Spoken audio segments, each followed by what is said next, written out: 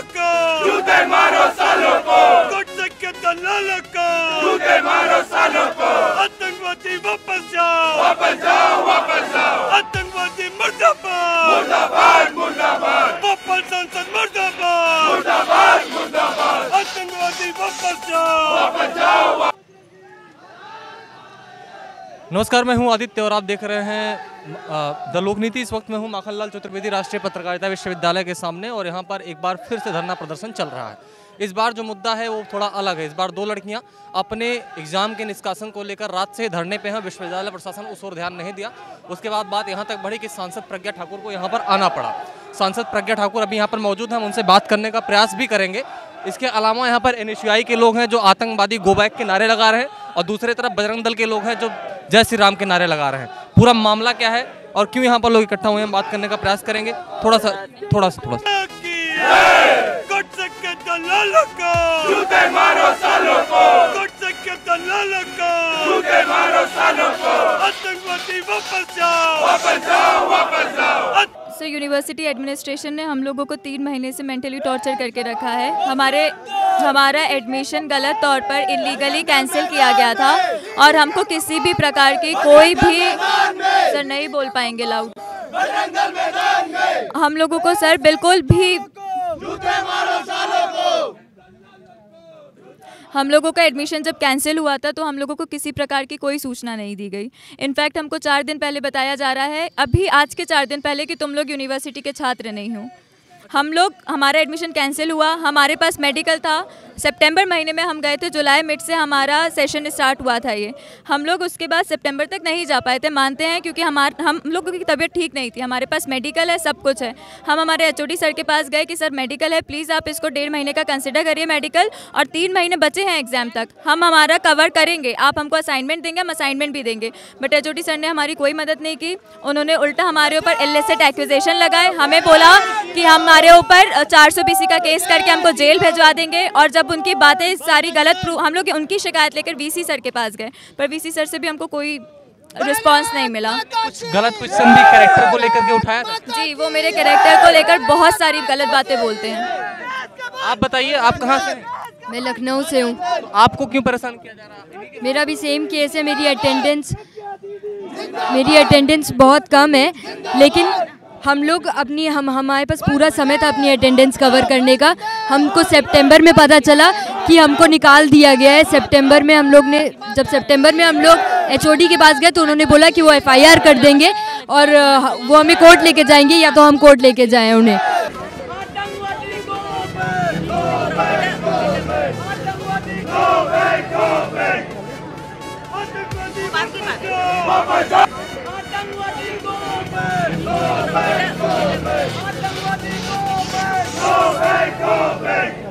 संसद इसकी शिकायत आप ऊपर कहीं क्या सोच रही हैं? हाँ, मैं राज्यपाल जी से मिलने जा रही हूँ।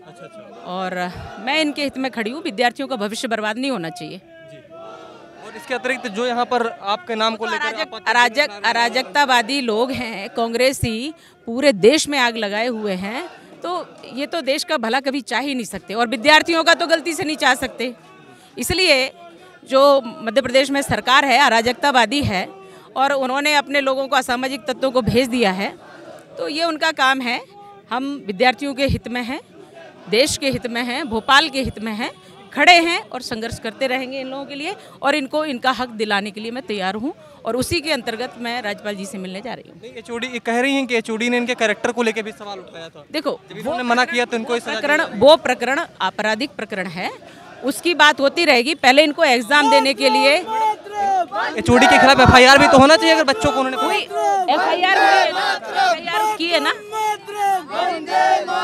आवेदन हुआ है, आवेदन पे TI ने क्या TI ने थाने उन्होंने बोला कि हम इसकी जांच करेंगे अगर ऐसा मैडम इनका आवेदन ले लिया गया लेकिन FIR नहीं लिखी गई। हाँ, वो मैं आज बात करती हूँ। तो ये पूरा मामला है, विवेक जी आ जाइए। लगनी चाहिए।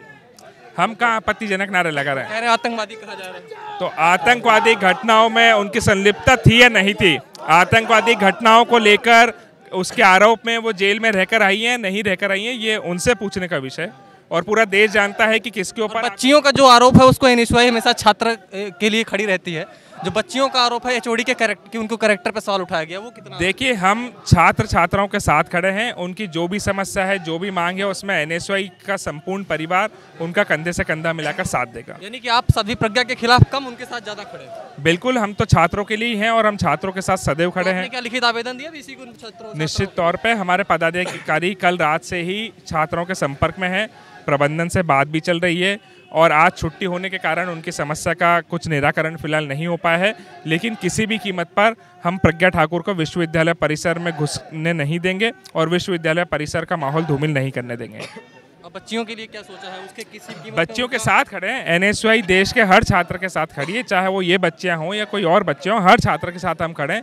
अगर किसी भी छात्र की कोई समस्या है तो निश्चित तौर पे एनएसयूआई तो बनी ही छात्रों की समस्या का निराकरण करने के लिए। बहुत बहुत धन्यवाद। एनएसयूआई के लोग यहाँ पर बात कर रहे थे मेरे से।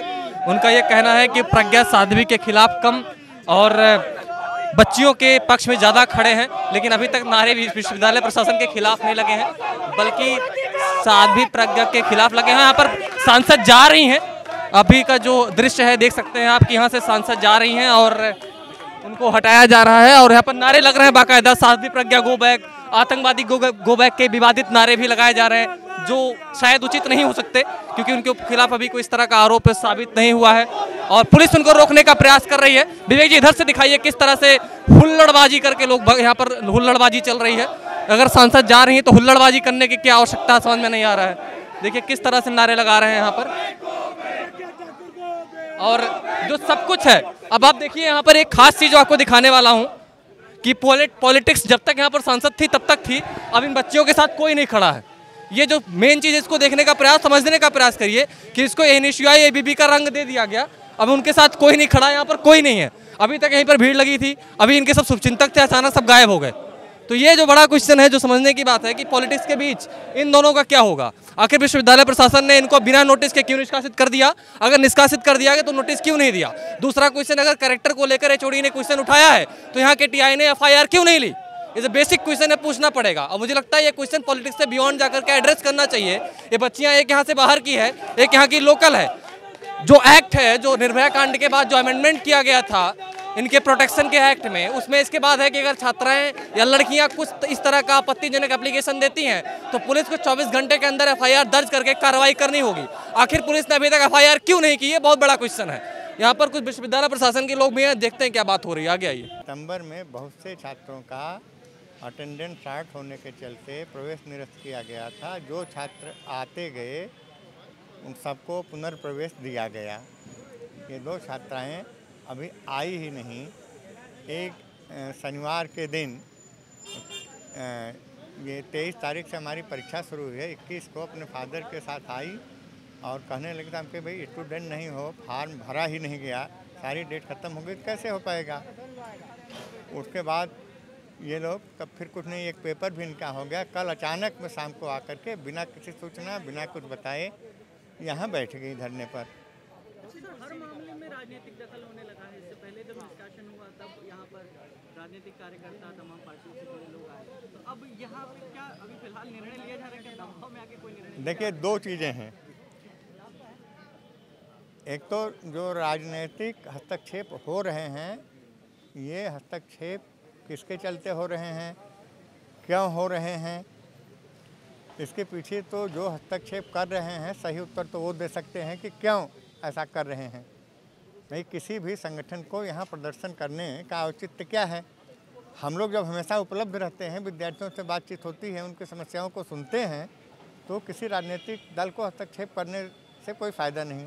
सर, वो यूनिवर्सिटी कैंपस के लड़के उसमें दिखाई देते हैं और ऐसा माना जा रहा है कि यूनिवर्सिटी कैंपस के लड़के ही उसको पॉलिटिकल एंगल देने का प्रयास करते हैं। भाई कोई भी करे तो पॉलिटिकल दलों को बचना चाहिए। अगर विश्वविद्यालय की प्रतिष्ठा को ऊंचे स्तर पर ले जाना है तो राजनीतिक दलों को हस्तक्षेप से बचना चाहिए। ये मेरा उनसे विनम्र आग्रह है, सारे राजनीतिक दलों से। सर, फिलहाल कोई निर्णय लेने की स्थिति में है विश्वविद्यालय? क्योंकि अगर अभी भी आप इन्हें अलाउ करते हैं तो इनके प्रैक्टिकल इंटरनल्स जो हैं और एक एग्जाम नहीं, छूट चुका है। ये कौन कह दिया? इनको जो है ये कहा जा रहा है कि इनको हम इनके हित को, छात्र हित को ध्यान में रखते हुए, इनके व्यक्ति नहीं छात्र हित को ध्यान में रखते हुए हम नेक्स्ट सेमेस्टर में इनको पढ़ने की अनुमति देंगे और उसके बाद थर्ड सेमेस्टर की जो परीक्षाएं हैं बैकलॉग स्टूडेंट के रूप में, उसी के साथ वो परीक्षा खत्म होगी, उसी के साथ परीक्षा दे देंगी।